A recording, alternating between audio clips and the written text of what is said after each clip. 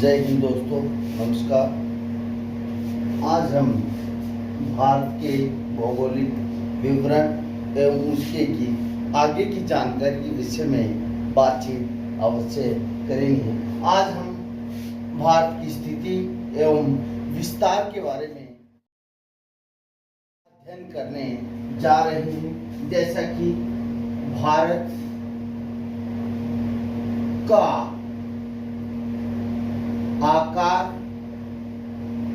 एवं स्थिति,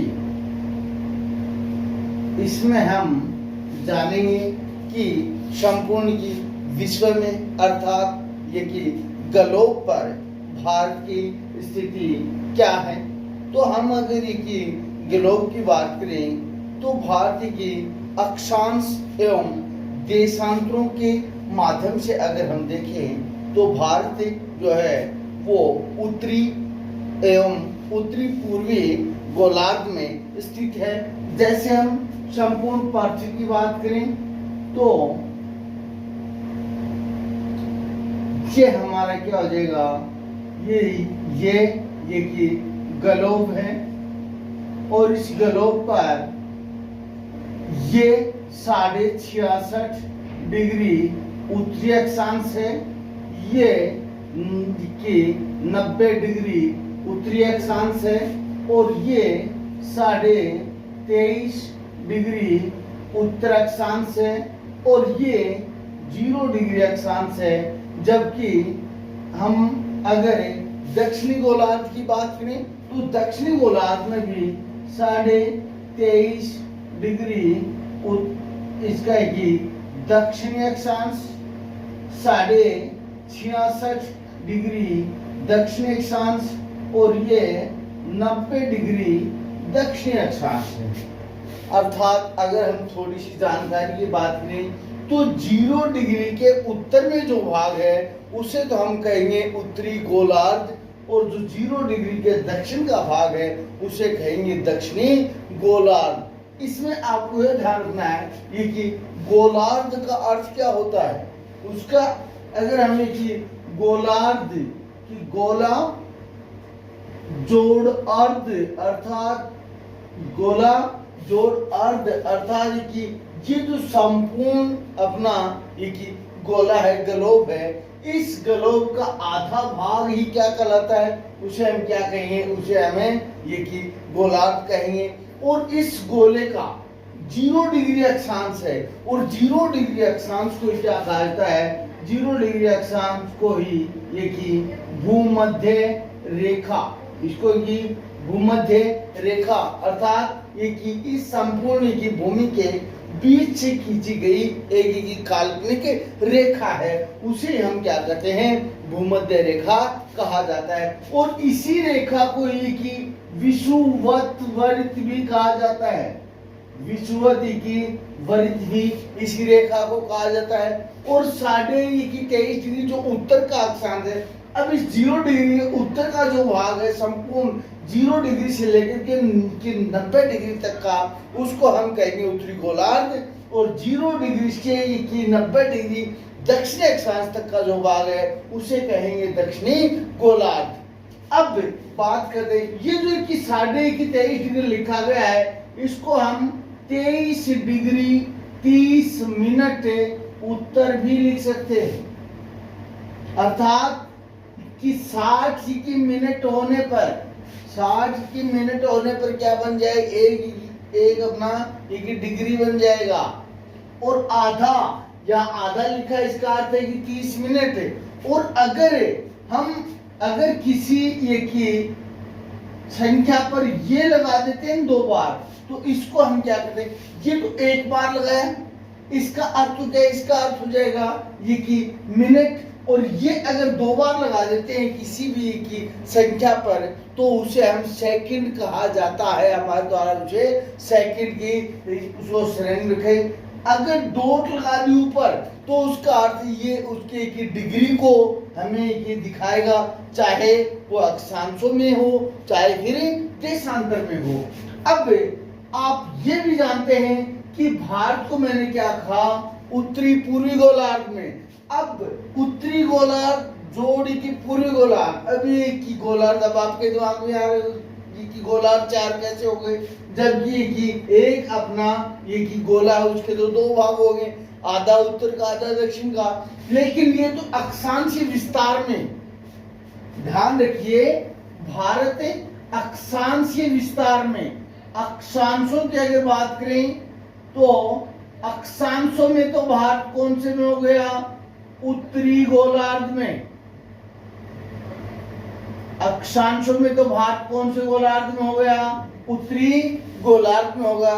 जबकि हम देशांतरों की अगर बात करें तो देशांतरों में भी संपूर्ण जो पृथ्वी है, ग्लोब है, उसको 2 गोलार्धों में बांटा गया है। एक कौन से की ये जो है, इसके भी तो बीचों बीच की देशांतरीय रेखा खींची जाती है, जिसे हम 0 डिग्री देशांतर कहते हैं, जिसे हमें 0 डिग्री देशांतर कहते हैं, मानक समय देशांतर कहा जाता है जिसको। और इसी रेखा को ही ये की ग्रीनविच रेखा कहा जाता है, अर्थात जो की संपूर्ण पृथ्वी इसके बीचों बीच जो एक देशांतर रेखा उत्तर से दक्षिण की ओर खींची गई है, उसी काल्पनिक रेखा को 0 डिग्री देशांतर कहा जाता है।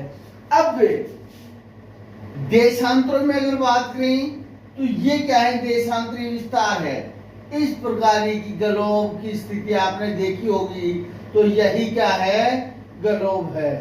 अब इस 0 डिग्री की पूर्व का जो भाग है उसे तो कहेंगे पूरी गोलार्ध, और इस 0 डिग्री की पश्चिम का जो भाग है उसे कहेंगे पश्चिमी गोलार्ध। अब यहां पर उत्तर हो गया, यहां पर दक्षिण हो गया, यहां पर की कौन सा हो गई कि ईस्ट डायरेक्शन हो गई, और यहाँ पर वेस्ट डायरेक्शन हो गई। अर्थात ये तो कौन सा भाग हो गया, ये पृथ्वी का कौन सा हो गई कि पूर्व हो गया, और ये पृथ्वी का पश्चिमी हो गया है।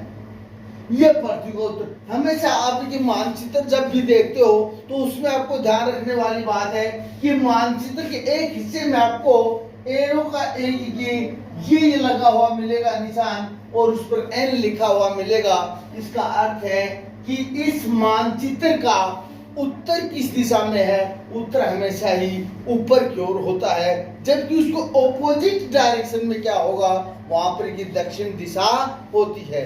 और जब आप मानचित्र के सामने होते हैं तब आपके राइट हैंड की ओर क्या होता है, ईस्ट डायरेक्शन होती है, जबकि अपने की लेफ्ट हैंड की तरफ हमेशा ध्यान रखें, वहां पर एक पश्चिम दिशा लिखी हुई या मानी जाती है। अब अक्षांशों में तो भारत की स्थिति उत्तरी गोलार्ध में है, अर्थात हमें ये तो समझ में आ रहा है कि अक्षांशों में 0 डिग्री उत्तर में भारत है। लेकिन अगर देशांतरों में देखें, अगर देशांतरों के हिसाब से देखें, ये जो उत्तर से दक्षिण की ओर जो ये काल्पनिक रेखा है, इनको देशांतर कहा जाता है, जबकि पूर्व से पश्चिम की ओर की काल्पनिक रेखाओं को अक्षांश कहा जाता है, अक्षांश रेखा कहा जाता है। अब देशांतरों के हिसाब से भारत पूर्वी गोलार्ध में है, पूर्वी गोलार्ध में है। अब ध्यान रखिए, उत्तरी गोलार्ध में और पूर्वी गोलार्ध। अब ये बात तो स्पष्ट हो गई कि भारत जो है इसी हिस्से में ही मौजूद है। भारत की स्थिति कहाँ है, केवल इसी गोले में ही है। इस गोले के चौथा जो भाग है 1/4 है, ये जो क्षेत्र है इसमें है भारत। अर्थात भारत कहाँ हो गया, उत्तरी पूर्वी गोलार्ध में हो गया। तो अगर आपसे कोई पूछे कि भारत की स्थिति ग्लोब में कहाँ है, तो आप ये बताएंगे कि भारत उत्तरी पूर्वी गोलार्ध में स्थित है। यहाँ तक का बात ये कि मेरे हिसाब से स्पष्ट हो गई होगी। अब थोड़ा आगे की बात करते हैं।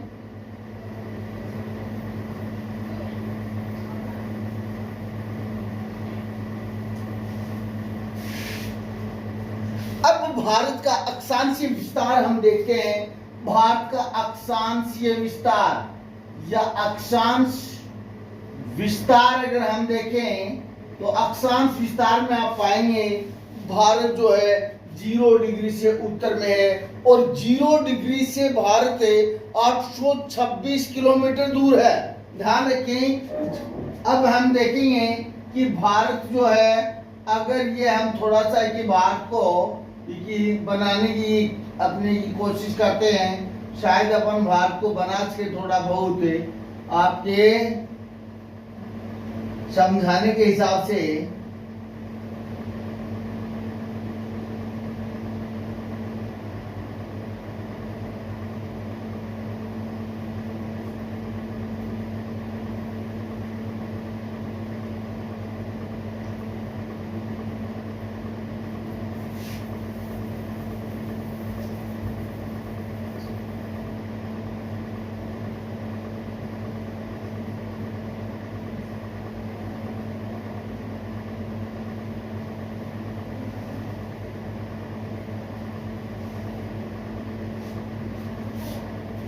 अगर हम इसमें समझने की कोशिश करेंगे भारत के विस्तार को, अब देखिए 0 डिग्री अक्षांश रेखा कहां से गुजर रही है, हमने मान लिया यहां से है।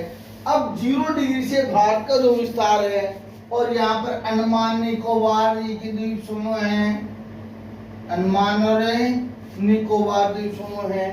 अब यहाँ से यहाँ तक की दूरी 826 किलोमीटर, अर्थात भारत के निकोबार के द्वीप समूह के दक्षिणी बिंदु से 0 डिग्री देशांतर अक्षांश अर्थात विषुवत रेखा से दूरी 826 किलोमीटर मानी गई है। अब भारत की मुख्य भूमि के, आपको ध्यान रखना है, यहाँ पर ये अक्षांश विस्तार यहाँ से भी हो रहा है, यहाँ से भी हो रहा है, लेकिन भारत की मुख्य भूमि से अगर अक्षांश विस्तार की बात करें तो वो मुख्य भूमि कहाँ, यहाँ से भारत का अक्षांश विस्तार आरंभ हो रहा है। और ये अक्षांश विस्तार कहाँ से होगा, अक्षांश विस्तार देखिए 8 डिग्री 4 मिनट उत्तर अक्षांश से लेकर के, ध्यान रखें ये 8 डिग्री 4 मिनट कहाँ है, यहाँ से चालू हो रहा है। तो यहाँ हम क्या करेंगे, 8 डिग्री 4 मिनट उत्तर। और यहाँ पर अगर स्थान की बात करें तो ये भारत का एक दक्षिणी राज्य है। कौन सा राज्य है भाई, भारत का दक्षिणी राज्य है ये कि तमिलनाडु है। और तमिलनाडु का सबसे जो दक्षिणी पॉइंट है वो कौन सा है, जो भारत की मुख्य भूमि का सबसे दक्षिणी बिंदु है, वो दक्षिणी बिंदु है ये कि कन्याकुमारी, जिसे हम क्या कहेंगे, जिसे कि कन्याकुमारी कहा जाता है। उस कन्याकुमारी से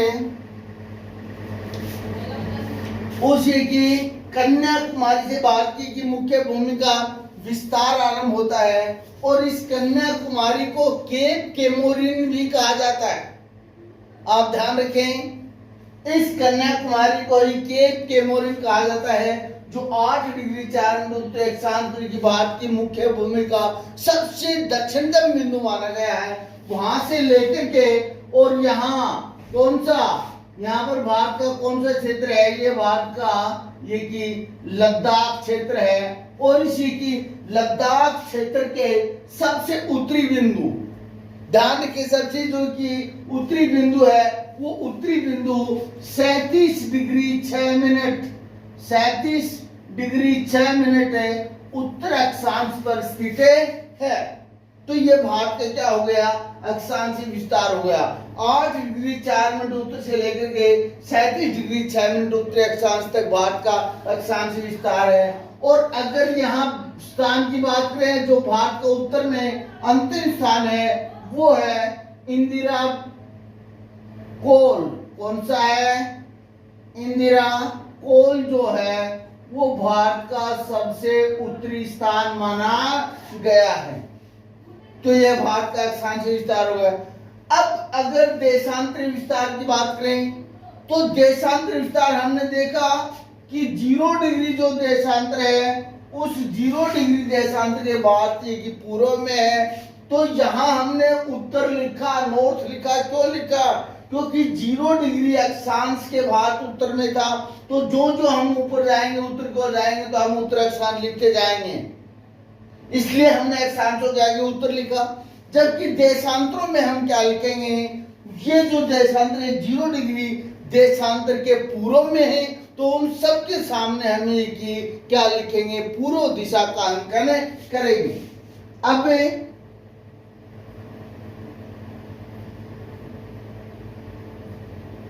भारत का जो कि देशांतरीय विस्तार है वो है कि 68 डिग्री 7 मिनट पूर्व से। पूर्व क्यों? क्योंकि 0 डिग्री देशांतर के पूर्व में भारत है, तो भारत का विस्तार 68 डिग्री 7 मिनट पूर्व से लेकर के और यहाँ की अरुणाचल प्रदेश के किबिथु नामक स्थान पर, यहाँ कौन सा है भारत का, कौन सा ये की राज्य है, यहाँ भारत का ये गुजरात राज्य है। और गुजरात राज्य के ये सबसे की पूर्वी स्थान को हम क्या करें, इसे की गौर माता कहा जाता है। सबसे जो पूर्वी स्थान है वो क्या है, गौर माता। गौर माता जो कि 68 डिग्री 7 मिनट की पूर्व देशांतर में स्थित है, वो कहाँ पड़ता है, वो अपने की गुजरात की राज्य में पड़ता है। गुजरात राज्य से भारत का देशांतर विस्तार प्रारंभ होता है और ये कहाँ तक जाता है, अरुणाचल प्रदेश तक जाता है। जो भारत का सबसे पूर्वी राज्य है वो कौन सा है, अरुणाचल प्रदेश। ये अरुणाचल प्रदेश हो गया। अब इस अरुणाचल प्रदेश में कौन सा स्थान है जो भारत के सबसे पूर्व में है, तो भारत के सबसे पूर्व में जो स्थान है वो भारत का कौन सा क्षेत्र है भाई, वो भारत की किबिथु क्षेत्र है। वो भारत का ये किबिथु क्षेत्र जो है वो अरुणाचल प्रदेश में भारत का सबसे पूर्वी बिंदु माना गया है। और अगर यहाँ देशांतरी विस्तार की बात करें तो ये देशांतरी विस्तार 97 डिग्री 25 मिनट पूर्व माना गया है। ध्यान करें, 97 डिग्री 25 मिनट की पूर्व से। अब भारत का अक्षांश विस्तार तो 8 डिग्री 4 मिनट उत्तर से लेकर के 37 डिग्री 6 मिनट उत्तर तक था, जबकि देशांतरी विस्तार 68 डिग्री 7 मिनट पूर्व से लेकर के और 97 डिग्री 25 मिनट पूर्व तक कंप्लीट होता है। ये तो हो गए और स्थानों के नाम भी आपको दे। अब एक की अक्षांश के संबंध में एक बात हो रही, 23.5 डिग्री उत्तरी अक्षांश हमने देखा था कि वो कहां से गुजर रहा है, भारत के इन क्षेत्रों से होकर के गुजर रहा है। भारत के इन क्षेत्रों से होकर के गुजर रहा है और वो कौन सा है कि 23.5 डिग्री 23.5 डिग्री उत्तर अक्षांश, जिसे हम क्या कहते हैं, जिसे ये की कर्क रेखा कहा जाता है। वो भारत की लगभग बीचों बीच से होकर के गुजरता है और ये भारत के 8 राज्यों से होकर के गुजरता है।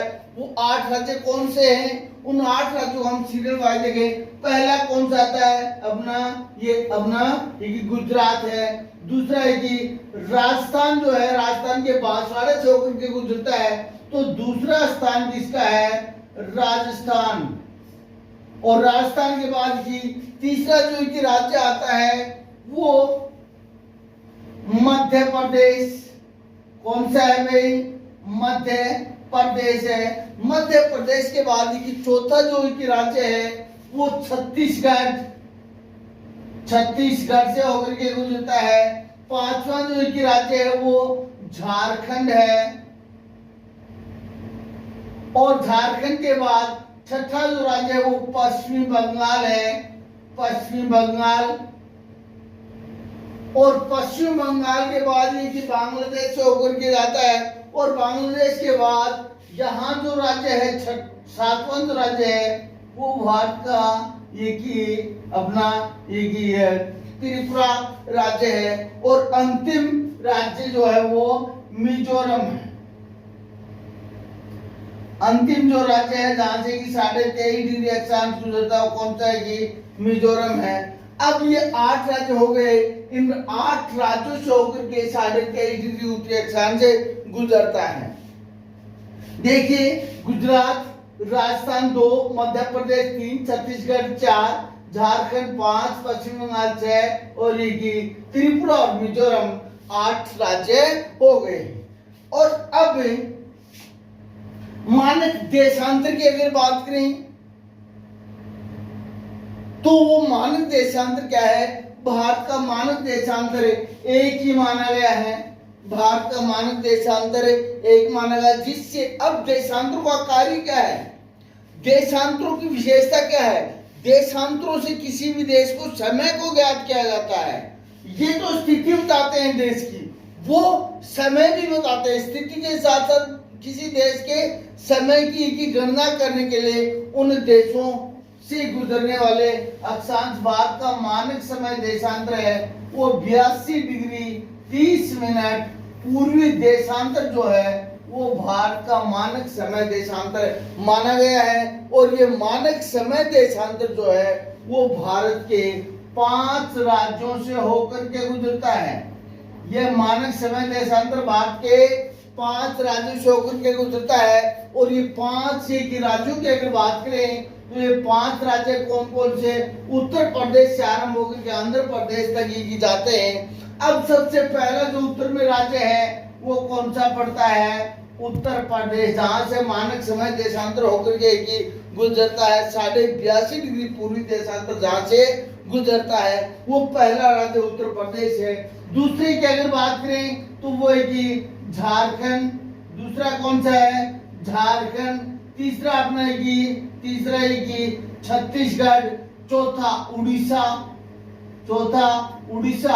और 5वां आंध्र प्रदेश। तो मानक समय देशांतर 82.5 डिग्री पूर्वी देशांतर जो है वो किन किन राज्यों से गुजरा? पहला उत्तर प्रदेश से होकर के गुजरा, दूसरा झारखंड, तीसरा छत्तीसगढ़,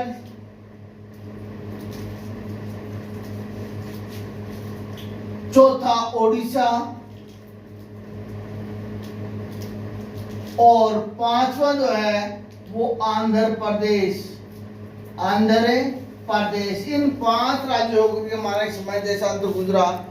अब अक्षांश और अब हमने भारत की मुख्य भूमि के अक्षांश और देशांतरों की बात कर ली, लेकिन